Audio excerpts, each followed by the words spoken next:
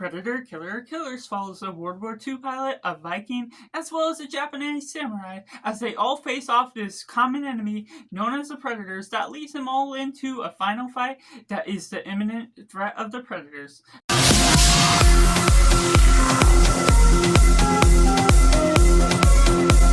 Hello and welcome to Cinema, where we focus on a film. I'm Josh, this is Simply Cinema. Let me know down in the comments below what you thought of Predator Killer of Killers. Was it good, was it bad, or somewhere right in the middle? Or if you're waiting for me to review this film to see if you're going to see it or not. And taking it right in a positive, first off, I'd like to discuss what you need to see before watching this film of the Predator franchise. The very first Predator film gets you introduced to what all is going about with the workings of the Predator as an alien species, the way you get the tools to look at their powers. This one, of course, you sort of can catch on later on within the film, but it still goes right up into the jump, going through all the things as if you already know. And Prey is another piece of the Predator franchise that has something later on within the ending of the film that will pay homage to what you're understanding and a surprise that will come about. But for me that hasn't seen Predator 2 through the remake that has been released, it's felt like I've known and understood all of this. This is self-contained, and the makings of this film, the way you're going about as I continue to now talk about the film itself, is an anthology that's animated in this art style that's very vibrant, and the stale colors that really go about within the nature of where you're taking the different stories as a whole. The Nordic Viking, you're taking these stories of what's called the shield, the sword, and the bullet. The shield is something that's really extremely good for the ability to follow along with this mother and son. They're fighting off against Vikings. The Predator is sort of an afterthought to what the story is coming about until it really gets involved. But the personal connection between the mother and son, the fight that's going on, that really builds up something interesting within the culture that you are exploring within the Viking world. I love Nordic culture, how they explore it. So getting a piece of that within this film, each segment is about 20 minutes long with 3 different stories, and then the finale that merges them all together, but leading them off into the shield being the primary weapon for the Viking just goes about with this strong companionship. There's simple themes interwoven throughout this story and the rest of the stories that sort of have a common ground, don't feel like they give you whiplash for any tonal shifts within how you're going from one part of the story to the next. They have a nice conclusive part that it's smart being put together into one sort of film instead of making it a mini series of sorts, because if you start up a mini series and don't get back to it, then you're just left without it, and the viewership obviously goes down. But containing this as one 90-minute film makes it easy to watch and contained to its own reliance, of course leading all into the final fight just as well, which takes me into the aspects of the sword, which is going into the Japanese culture and exploring the tales of a brotherhood. And this one even has a time jump within it, but it's really well smart and contained, taking that part of the brotherhood, showing there's an aspect of revenge going on. So there's a lot of reading in between the lines, not speaking what all their thoughts are. So it's really well written to that detail for the nature of what you're being able to follow, certain things that aren't being spoken, but being able to visualize it on screen pays the ideas, lends itself to the audience well without speaking down on us or making us feel not smart to how things are working out. The brother to brother combat that's going on is one of my favorite stories to this. So I would say the sword is my personal favorite of what you're getting out of this anthology, but it's a great segment as a whole that just goes about within the proper Japanese culture. The shame versus honor culture that's interwoven within is a subtle nod that's not directly explained, but something you're still need to be aware of when one of the brothers sort of runs off from what the family is doing because of the feud that's all going on, which takes me into the last story.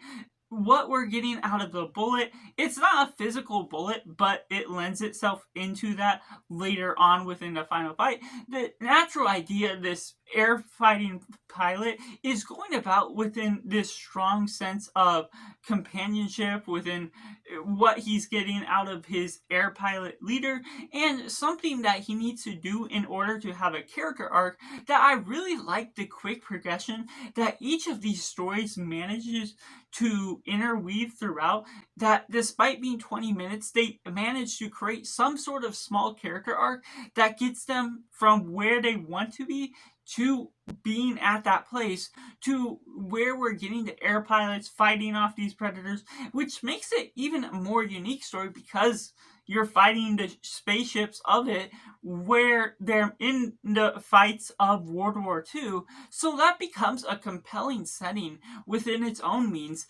But interweaving the spacecraft and sci-fi elements that you're getting from the Predator franchise as a whole goes on this very neat adventure that is taking on the task of being different from all the others, because the American culture that this American man is taking part of, he is different part of that culture, and he learns aspects from his father as a mechanic before he goes off into the war, that you're seeing just a tidbit of that, but all the information is lending itself well to applying it to what you're getting within the war scenes just as well. And the animation throughout all of these is quite smooth. It's easy to track and follow who is who, the look of the environment, and the language itself. When you're looking at the different languages of this Nordic Viking, of the Japanese samurai, and this American air pilot, it shows the subtitles to the Japanese and the Nordic Viking in a different font that really sets up an easy to follow sign for what we're tracking along with this story as a whole. So it's very enjoyable, and not only that, it's something that lends itself well to the audience with all the different things that I mentioned, the different cultural references, that doesn't speak down on you, that explains itself too much to the audience, and the way you're able to track all the fights, utilizing some different tools, and making use of the tiny prologues before each story really begins in order to complicate things in a way that still makes sense once you're taking on the main story. The tiny prologue really has pieces of information, small little details that you can easily pick up on when you're paying attention to how things all come about for the nature of where you're taking each of these stories, which leads you into the final fight that puts all three of the survivors together that were a part of them. And the way you're able to navigate the different cultures, the different languages, meshing them together and having them put into this common enemy, the nature of that, and knowing the threat that's all held against them, but having to be put in a fight against each other, sets up some grounds that you don't necessarily know how to get out of the situation, but the way they resolve it shows there's some thought that's well interwoven within the characters. They're smart enough, but it doesn't feel like they're too smart in the situations where they're always getting out of everything. It's predictable in some sort of realm, but ultimately falls into the ideas that its simplicity has a element of genuinity that really outstands itself in the way that it becomes a genuine surprise that all of these stories interwoven together leading to an end, even in the idea that it's capturing simple themes as a whole, which takes me to the mix elements.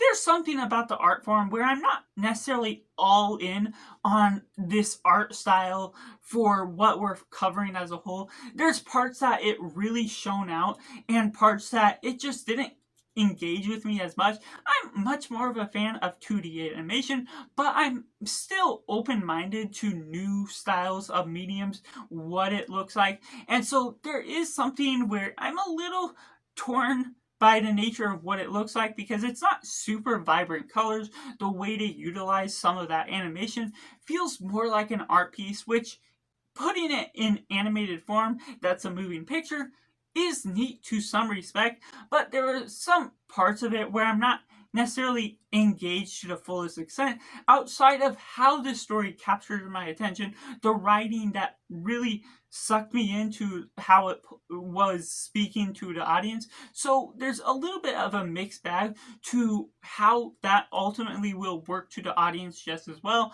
Whether you like this style of animation or whether it just doesn't fit for you, I find there's really good stories that are worth seeing this anthology film for, but there is something about that I'm not necessarily always attentive. And something else to expect, of course, it's sort of down to earth. It's more scaled in the measure of what you're taking about with these dominant threats that are the predators. And some aspects of the predators is a couple of the stories there kind of felt like an afterthought to the story.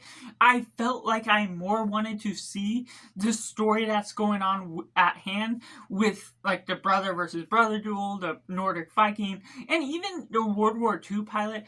That one, in one sense, involved the predators a lot more earlier on within the actual fight that's going on. But within the first two stories, you had an interesting tale going on within the humans, the connections we have with them. And so, how they established that from the get go sort of gets you out of the film once the predators come in. They sort of feel staged and set up in order to introduce them in a weird sort of way because you know they're obviously a part of it, but when you establish the humans in a great way, it almost makes the predator part that you can't write the predators to be a genuine hero or enemy that has a speaking voice since they don't necessarily have much to their characters.